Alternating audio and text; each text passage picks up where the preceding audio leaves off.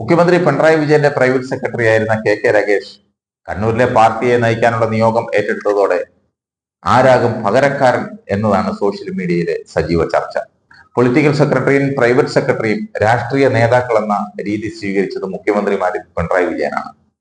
VS. Achuthanandan മുഖ്യമന്ത്രിയായിരുന്നപ്പോൾ K N. Balagopal political സെക്രട്ടറിയും IAS ഉദ്യോഗസ്ഥയായ Sheela Thomas private സെക്രട്ടറിയുമായിരുന്നു.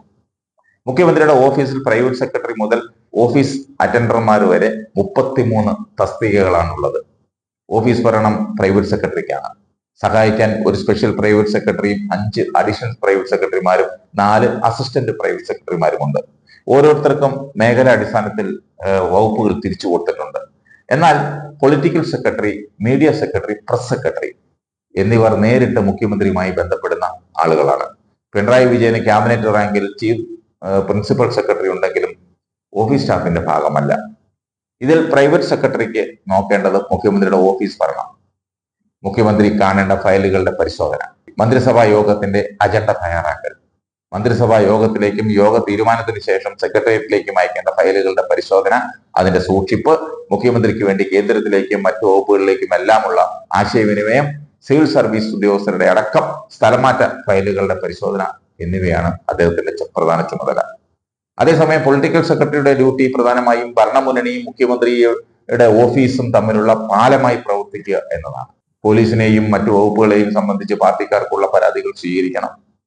രാഷ്ട്രീയ വിഷയങ്ങളിലും പോലീസിംഗിലും മുഖ്യമന്ത്രിക്ക് ഉപദേശവും സഹായവും നൽകണം. പാർട്ടിയുടെയും മുഖ്യമന്ത്രിയുടെയും താല്പര്യം നോക്കിയുള്ള പോലീസ് സ്ഥലമാറ്റങ്ങൾ, മുഖ്യമന്ത്രിക്ക് വേണ്ടി ആഭ്യന്തര വകുപ്പിലെ വിവിധ യോഗങ്ങൾ വിളിച്ചു ചേർക്കൽ തുടങ്ങിയവയാണ് അദ്ദേഹം ചെയ്യേണ്ടത്. അതാണ് പി ശശി ചെയ്യുന്നത്. പിന്നെ ചീഫ് പ്രിൻസിപ്പൽ സെക്രട്ടറി ഉണ്ട്, KM എബ്രഹാം. അദ്ദേഹം സാമ്പത്തിക കാര്യങ്ങളിൽ മുഖ്യമന്ത്രിയുടെ ഉപദേശകനാണ്.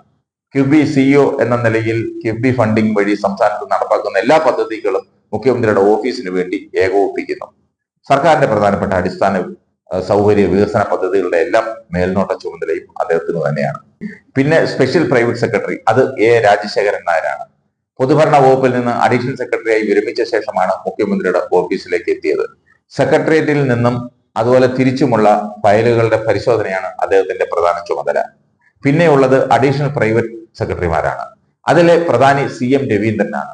മൂപ്പർക്ക് മുഖ്യമന്ത്രിയുടെ പരിപാടികളുടെയും ഷെഡ്യൂളുകളുടെയും ഏകോപനമാണ് പ്രധാന ചുമതല. കേരളീയം പോലെ മുഖ്യമന്ത്രിയുടെ ഓഫീസിൽ ഉരുത്തിരിയുന്ന വിവിധ പരിപാടികളുടെ മേൽനോട്ടം ലോക കേരള സഭ ഉൾപ്പെടെ നോർക്ക പ്രവാസി വിഷയങ്ങളുടെ ചുമതലയുമാണ് അദ്ദേഹത്തിനുള്ളത്. പിന്നെയുള്ളത് മേജർ ദിനേശ് ഭാസ്കറാണ്. അദ്ദേഹത്തിന് മുഖ്യമന്ത്രിയുടെ മുൻഗണനാ പദ്ധതികളുടെ ഏകോപനം, കേന്ദ്ര പദ്ധതികളുടെ പുരോഗതി വിലയിരുത്തൽ, വിമാനത്താവളങ്ങൾ, കൊച്ചി മെട്രോ ഉൾപ്പെടെ ഗതാഗത പദ്ധതികളുടെ ചുമതലയുമുണ്ട്.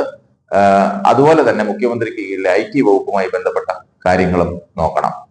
രതീഷ് കാളിയാടന് വാർഷിക റിപ്പോർട്ട് അടക്കമുള്ള ഡേറ്റാബേസ് തയ്യാറാക്കുന്ന ചുമതലയാണുള്ളത്. P ഗോപന് ആഭ്യന്തര വകുപ്പുമായി ബന്ധപ്പെട്ട ഫയലുകൾ നോക്കിയാൽ മതി. സതീഷ് കുമാറിന് നോർക്ക പ്രവാസി വിഷയങ്ങളുമായി ബന്ധപ്പെട്ട ഫയലുകൾ നോക്കണം. പ്രഭാവർമ്മയാണ് മീഡിയ സെക്രട്ടറി. മുഖ്യമന്ത്രിയുടെ പ്രസംഗങ്ങളും ലേഖനങ്ങളും തയ്യാറാക്കുന്നതിന്റെയും മുഖ്യമന്ത്രി അയക്കുന്ന കത്തുകൾ തയ്യാറാക്കുന്നതിന്റെയും ചുമതലയാണ് മൂപ്പർക്കുള്ളത്.